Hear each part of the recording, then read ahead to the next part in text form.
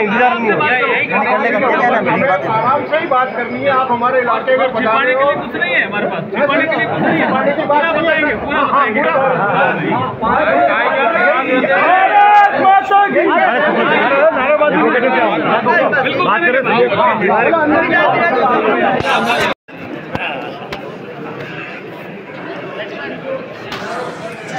संविधान को लेकर अभी जो संविधान को अब ज़्यादा समय व्यतीत ना करते हुए मैं मंच पर आसीन सभी अतिथिगण से निवेदन करूंगा कि दीप प्रज्वलन कर कार्यक्रम की शुरुआत करें। सभी अतिथिगण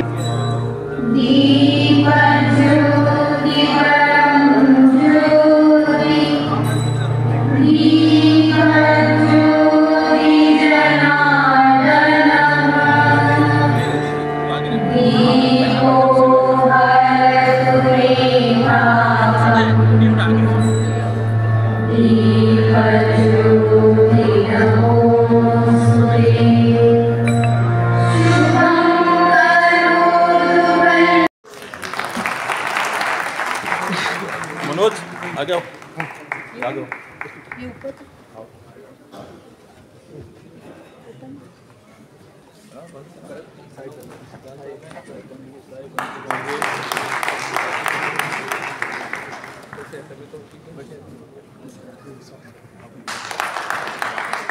मैं रहूंगा। सबसे पहले ले चलता हूं आपको 1946 में। 1946 में इंग्लैंड में प्रधानमंत्री बन गए थे एटली, सेकेंड वर्ल्ड वार के बाद। उन्होंने कहा मैं 48 तक इंतज़ार नहीं करूंगा, जल्दी आज़ादी दूंगा। तो क्रिप्ट मिशन भेजा, ये सब भेजा। उसके बाद कैबिनेट मिशन के बाद चीज़ें तय हुई तो एक अंतरिम गवर्नमेंट बननी थी। ये कांग्रेस के लोग कहते हैं कि हमने बाबा साहब को मंत्री बनाया। उसका मैं आपको हिसाब किताब बता रहा हूं कि बाबा साहब मंत्री कैसे बने नेहरू जी के मंत्रिमंडल में। अंतरिम गवर्नमेंट बनी, उसके प्रधानमंत्री नेहरू जी बने, जो मान लीजिए सरकार के मुखिया थे। उनके सहित 14 मंत्रिमंडल के सदस्यों को तय किया अंग्रेजों ने। इनसे भी पूछताछ की थी, नेहरू जी से, सरदार पटेल साहब से की होगी और उनसे पूछताछ की होगी। तो उन्होंने कुछ कोटा फिक्स किया कौन किस किस में आएगा। तो 5 हिंदू मंत्री कैबिनेट में रहेंगे, 5 मुसलमान कैबिनेट में रहेंगे 10, एक सिख मंत्री कैबिनेट में रहेगा 11, एक दलित मंत्री कैबिनेट में रहेगा 12, एक ईसाई कम्युनिटी का कैबिनेट में मंत्री रहेगा 13, एक पारसी तो 14। तो उसमें ये जून 46 है, ये तार के माध्यम से आ गया, अखबारों में छप गया। बाबा साहब उस मंत्रिमंडल में नहीं आए तो दुनिया भर से तार गए।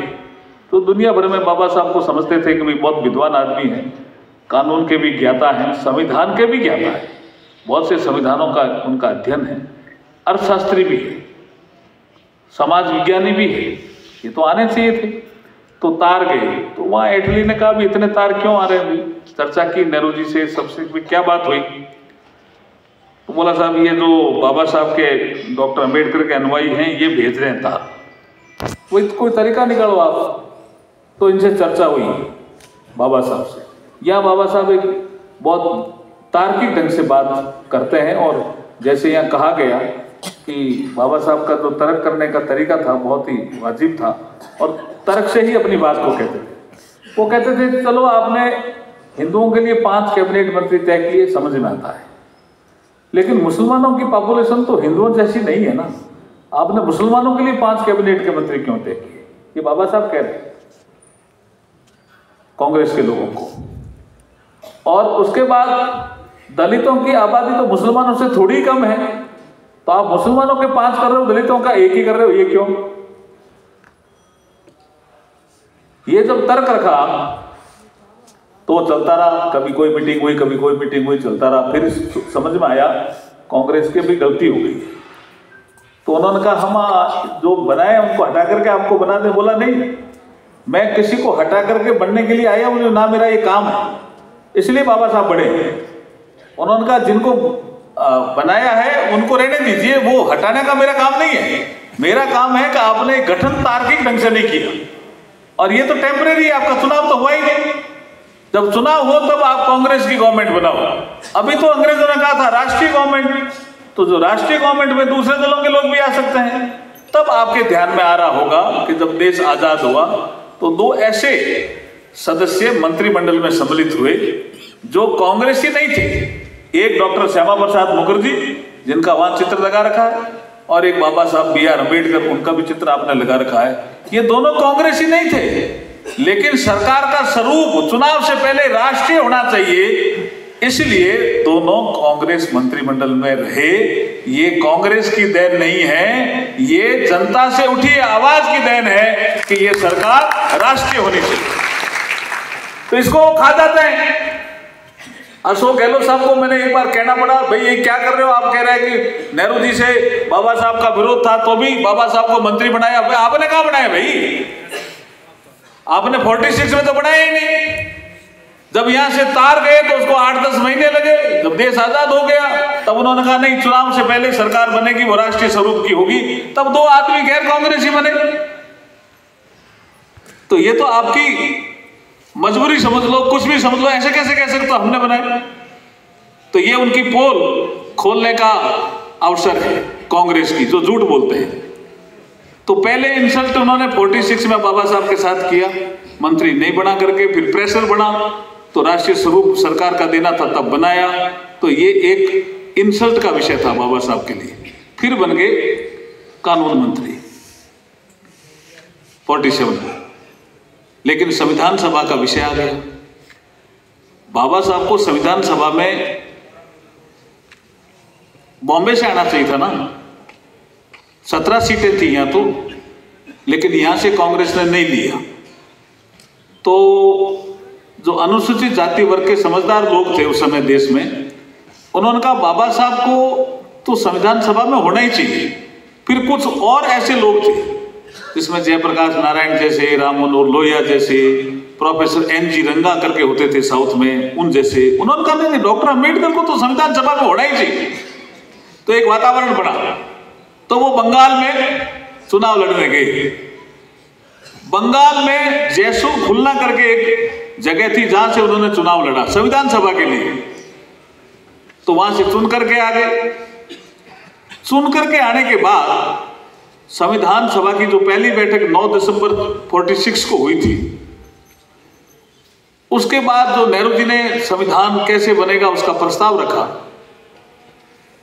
प्रस्ताव का संशोधन किसी ने नहीं किया, क्योंकि नेहरू जी उस समय बड़ा नाम था। उन्होंने कहा क्यों संशोधन करें, किसी ने नहीं किया। लेकिन एक M.R. जयकर करके एडवोकेट थे, पुणे से आते थे, प्रसिद्ध वकील थे M.R. जयकर, उन्होंने संशोधन दे दिया। संशोधन क्या था कि जब तक प्रिंसली स्टेट के रिप्रेजेंटेटिव नहीं आ जाए संविधान सभा में,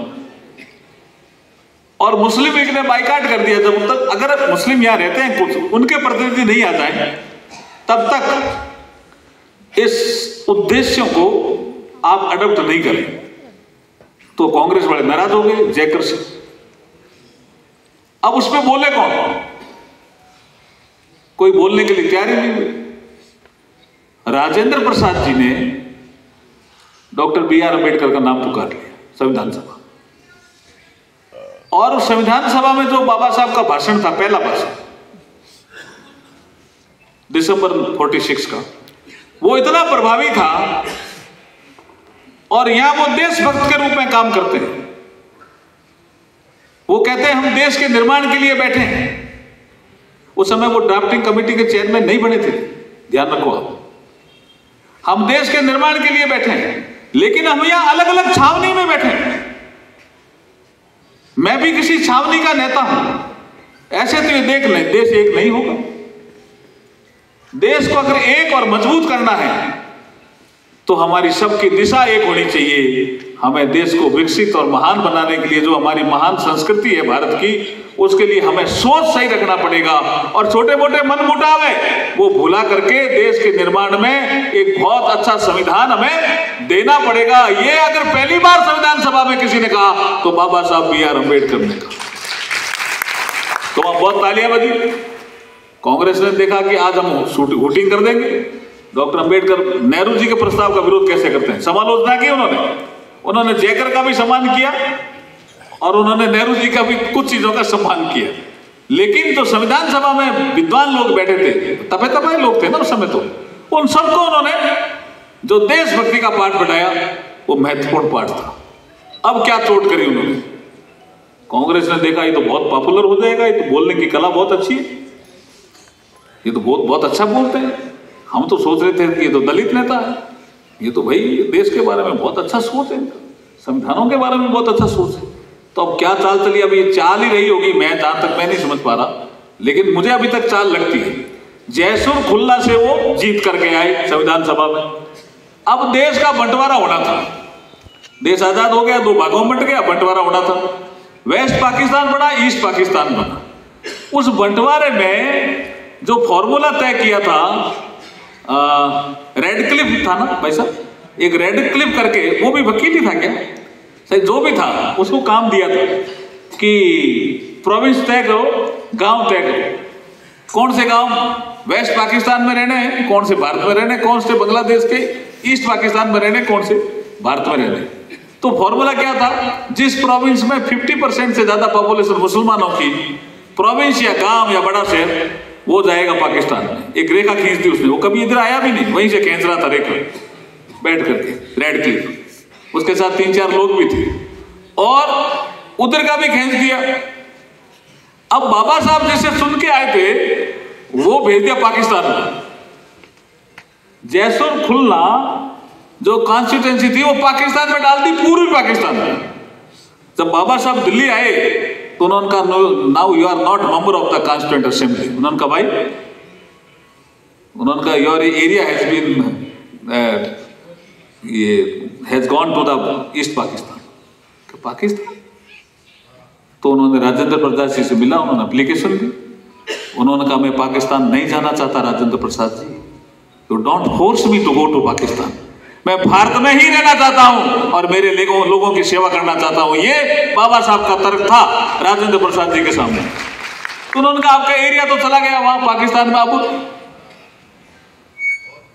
कि कैसे गया कि यार पॉपुलेशन होगी 50% से ज्यादा।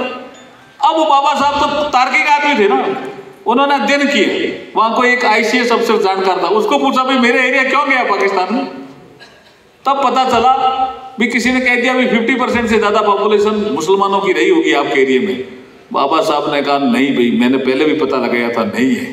तो उसने बताया कि साहब पॉपुलेशन तो हिंदुओं की ज्यादा है, लेकिन पता नहीं इस रेड क्लिफ ने क्या किया, आपका एरिया पाकिस्तान में कर दिया और बाबा साहब को संविधान सभा का सदस्य से महरूम कर दिया और कहा गया कि आप तो पाकिस्तान चले जाओ क्योंकि आपका एरिया पाकिस्तान चला गया। तो बाबा साहब को इंसल्ट कांग्रेस ने किया कि नहीं किया, बताओ? किया कि नहीं किया? अब क्या चक्कर पड़ा, बाबा साहब ने कहा मैं यही रहूंगा भारत में, I will not go to the Pakistan, don't force me to go to Pakistan. जब इतना जोर से बोले तो राजेंद्र प्रसाद जी ने कोई तरीका निकाला कि यार ये बहुत विद्वान आदमी है, इसको हमने बोलते हुए सुन लिया है यहाँ कॉन्स्टिट्यूएंट असेंबली में।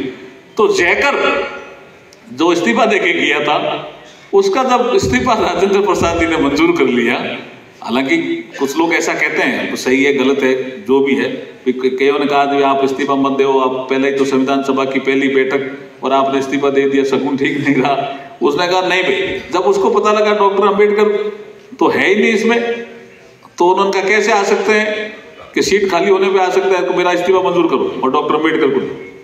तो इसमें जयकर साहब का भी बहुत बड़ा योगदान है जी। और हम बाबा साहब अंबेडकर फिर पूना से जीत के, तो कांग्रेस तो इंसल्ट ही करती रही भाई बाबा साहब का। ये जो पूना से जीत के आने वाले लोगों में जो लोग जुड़े, उसमें श्यामा प्रसाद मुखर्जी भी थे। इन्होंने भी कहा ये क्या कर रहे हो भैया आप, डॉक्टर अंबेडकर को आप पाकिस्तान क्यों भेजना चाहते हो। तो ये पूना से जीत के गए और फिर संविधान सभा में आए। तो संविधान सभा पहला मंत्रिमंडल का जो गठन, उसमें उन्होंने इंसल्ट की और हमारे लोग उनको साथ देते गए। अब आ जाओ चुनाव, या चुनाव से पहले एक इस्तीफा का भी बड़ा माइलस्टोन है। 51 में बाबा साहब नेहरू मंत्रिमंडल से इस्तीफा दे देते हैं। इस्तीफे में कारण लिखते हैं कि मैं इस्तीफा क्यों दे रहा हूं। वो जो लंबा पेपर है, वो पेपर वहां से राष्ट्रपति भवन से कांग्रेस वालों ने गायब करवा दिया, लेकिन वो सोशल मीडिया पे अवेलेबल है। कारण उसमें कई हैं, लेकिन 2-3 बड़े कारण हैं।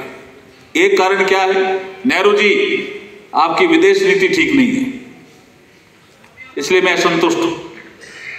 नेहरू जी आप SC ST के लोगों का ध्यान नहीं रखते हो, ज्यादा ध्यान आप मुस्लिम समाज का रखते हो, रखिए, मैं मना नहीं करता, लेकिन SC ST के लोग लद्दाख में परेशान हो रहे हैं, SC ST के लोग आपके वेस्ट पाकिस्तान में परेशान हो रहे हैं, एट्रोसिटी हो रही है, ईस्ट पाकिस्तान में एट्रोसिटी हो रही है, उन पे आप कुछ बोल ही नहीं रहे हो और खाली मुस्लिमों के संरक्षण के लिए बात कर रहे हो। ईसाई भी कई जगह परेशान हो रहे हैं, फिर भी नहीं बोल रहे हो।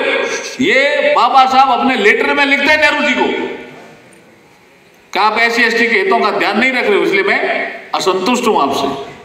फिर एक बात लिखी OBC कमीशन कि नेहरू जी आपने कहा था कि मैं साल भर में OBC कमीशन बना दूंगा, आपने OBC कमीशन नहीं बनाया, इसलिए भी मैं आपसे असंतुष्ट हूं। हिंदू कोड बिल भी उसमें आता है, लेकिन ये कई चीजें हैं जिसको कांग्रेस वाले कहते ही नहीं कि क्यों, वो तो डॉक्यूमेंट है भाई।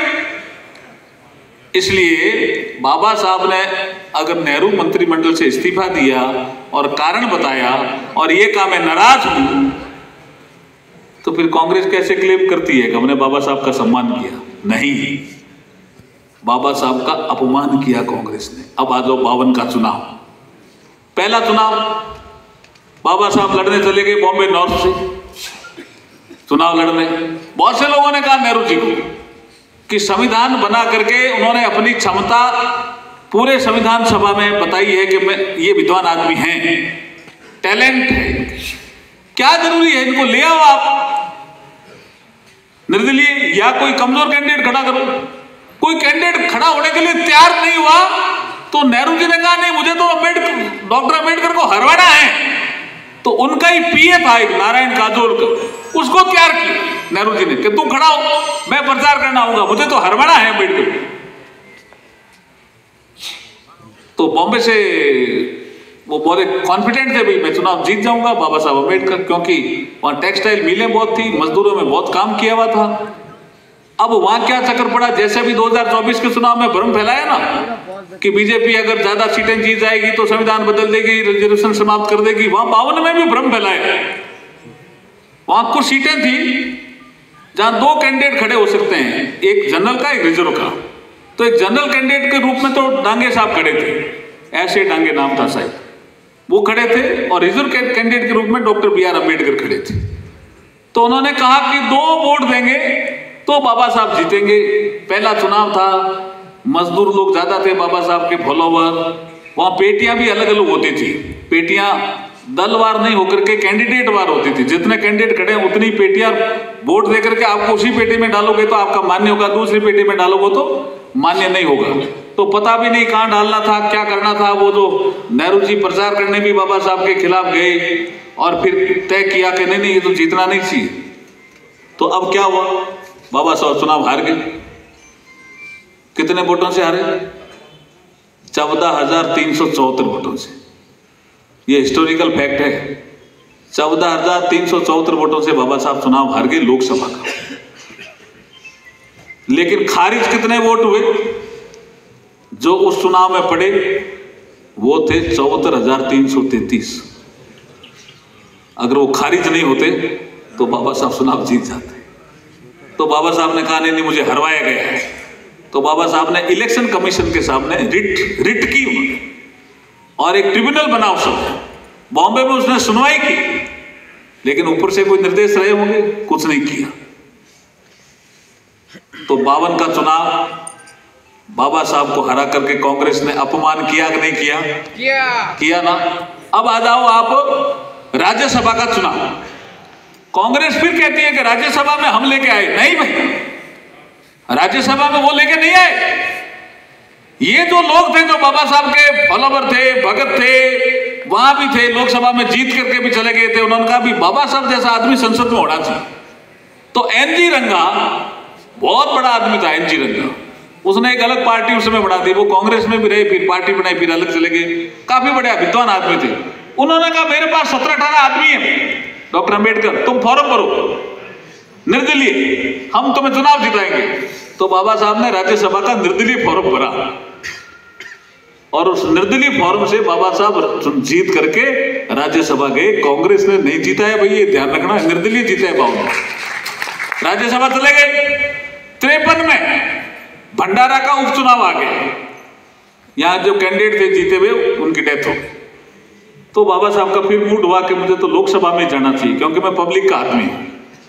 तो बहुत से लोगों ने कहा कि नेहरू जी अब तो आपके कोई दिक्कत नहीं है ना, भंडारा में आप इनको निर्विरोध आने दो, डॉक्टर अंबेडकर को। ये इनकी इच्छा हो गई खड़े रहने की। नहीं मैं खड़ा करूंगा, मैं आदमी, ये कैसे आ जाएगा? अब कांग्रेस कैसे, किस मुंह से कह रही है कि हमने बाबा साहब का सम्मान किया? पग पग पर अपमान किया, बाबा साहब का पग पग पर अपमान किया। तब यहां फिर जो जनसंघ से जुड़े हुए लोग थे ना, उन्होंने कहा भी अब अति हो गई। तो एक आदमी जिनका नाम था दत्तोपंत ठेंगड़ी, उन्होंने बाबा साहब का चुनाव प्रचार की अभियान की कमान संभाली। मैं भंडारा जाके आया हूं, मैंने सारे कागज देखे। दत्तोपंत ठेंगड़ी साहब वहां पूरे चुनाव अभियान में बाबा साहब के चुनाव अभियान के प्रभारी थे। जो ऑफिस लिया था वो जनसंघ के कार्यकर्ता का घर था, वहीं से बाबा साहब ने चुनाव अभियान की वो चुनाव लड़ा। तो कैसे हम नजदीक आ गए? हम नजदीक आ गए। जो कांग्रेस वाले पूछते हैं ना भी बाबा साहब का आरएसएस से क्या लेना देना, जनसंघ से क्या लेना देना, अब तो एक थॉट, एक ये भी आ गया रिसर्च में कि बाबा साहब संघ की शाखा में भी गए, ये भी आ गया विषय। और हमारे जो किशोर मकवाना है, उसने ये किताब लिखी है और डेट दी है उन्होंने। और फिर डॉक्टर हेडगेवर साहब ने कहा मुझे बौद्धिक देना था डॉक्टर अंबेडकर, जब आप आ गए हो तो आप संघ की हमारी शाखा भी देखो और बौद्धिक भी दो। तो एक विषय पे बौद्धिक भी दिया बाबा साहब ने, 1 घंटा भाषण दिया सौ को। ये चीजें भी सामने आ गई। तो 53 का चुनाव, जो रिजल्ट आया 54 में, चुनाव 54 में हुआ। अब वहां दत्तोपंत ठेंगड़ी साहब जब बाबा साहब के नजदीक रहे तो उन्होंने कहा तो शानदार व्यक्तित्व है भाई, अरे हम ये समाज समझ क्यों नहीं रहा? लेकिन चुनाव वहां भी कांग्रेस ने हरवा दिया। तो दत्तोपंत ठेंगड़ी साहब ने, जो बाबा साहब के साथ रहे, उन्होंने एक किताब लिखी। वैसे सबसे पहली किताब तो धनंजय कीर की आती है, बाबा साहब के जीवनी पे सबसे पहली किताब तो धनंजय कीर की आती है।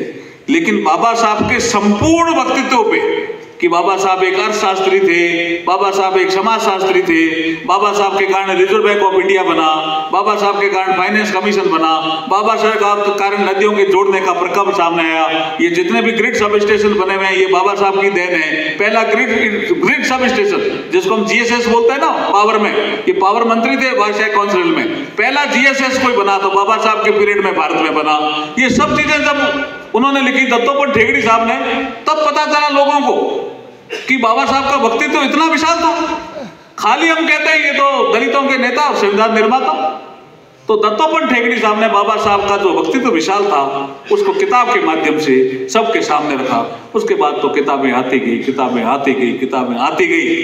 लेकिन 56 में जब बाबा साहब की परिनिर्वाण दिवस उसको बोलते हैं, अंतिम सांस ली 26 अलीपुर रोड पे, तो संस्कार कर दिया दादर के पास चैत्य भूमि। अब वहां 57 का चुनाव आ गया। बाबा साहब एक नई पार्टी बना रहे थे, जयप्रकाश नारायण जी, राम मनोहर लोहिया, इनके साथ इनका चिंतन चल रहा था। तो एक पार्टी तो बन गई, Republican party of India, RPI जिसको बोलते हैं। 57 में उसके 10 एमपी जीत करके आ गए और 57 में ही अटल जी एमपी बन करके लोकसभा पहुंचे। तो ये जो 10 एमपी जब भी बोलने के लिए खड़े होते, जब भी इनका नंबर आता तो ये कहता बाबा साहब ने जहां अंतिम सांस ली 26 अलीपुर रोड पे, उस जगह स्मारक बनना चाहिए। कब से कह रहे हैं? 57 से। अटल जी सुन रहे थे। उसके बाद आगे चलते रहे 62 में, आगे चलता गया विषय। किसी कांग्रेस के प्रधानमंत्री ने, जहां बाबा साहब ने अंतिम सांस ली 26 अलीपुर रोड पे, कोई स्मारक नहीं बनाया। जब अटल जी प्रधानमंत्री बने, उन्होंने कहा यार मेरे कानों में 57 से पड़ रहा है ये मामला, मैं बनाऊंगा। तो सत्यनारायण जी जटिया सामाजिक न्याय और अधिकारिता मंत्री थे, उनको कहा कि इसको स्मारक घोषित करो। तो अटल जी के समय 26 अलीपुर रोड पे स्मारक, राष्ट्रीय स्मारक घोषित हुआ। 5 करोड़ की राशि सैंक्शन की, एक स्मारक बना अटल जी के समय। उसके बाद ये जो सरकारें आई उसमें कुछ नहीं किया। मनमोहन सिंह के समय भी प्रस्ताव चला बड़ा बनाओ, कुछ नहीं, बात 10 साल निकाल दी। लेकिन जब नरेंद्र मोदी जी आए तब 100 करोड़ सी लागत से वहां एक स्मारक बन गया 26 अली रोड में। कभी जाकर के देखना, कुछ लोग तो देख के आए होंगे। ये नरेंद्र मोदी जी ने बनाया 26 अलीपुर रोड, वो तो वही था ना। तो इसमें एक समझने की बात है कि हम बाबा साहब का सम्मान करते हैं और कांग्रेस ने बाबा साहब का हमेशा अपमान किया, ये समझने की बात है। अब आप आ जाओ भारत रत्न का विषय। बाबा साहब भारत रत्न के हकदार तो थे। नेहरू जी ने तो अपना आप ही ले लिया भारत रत्न, इंदिरा जी ने भी अपना आप ले लिया, राजीव गांधी जी को मरणोपरांत दे दिया, बाबा साहब को भारत रत्न नहीं दिया। डिमांड आ रही थी बरसों से। जब वीपी सिंह की गवर्नमेंट आई, कांग्रेस की गवर्नमेंट गई और अटल जी और अडवाणी जी बाहर से हम समर्थन कर रहे थे उस गवर्नमेंट का, तब बाबा साहब को भारत रत्न दिया। इसलिए कांग्रेस ने बाबा साहब का अपमान किया और भाजपा ने बाबा साहब का सम्मान किया। ये सब्जेक्ट है आज। फिर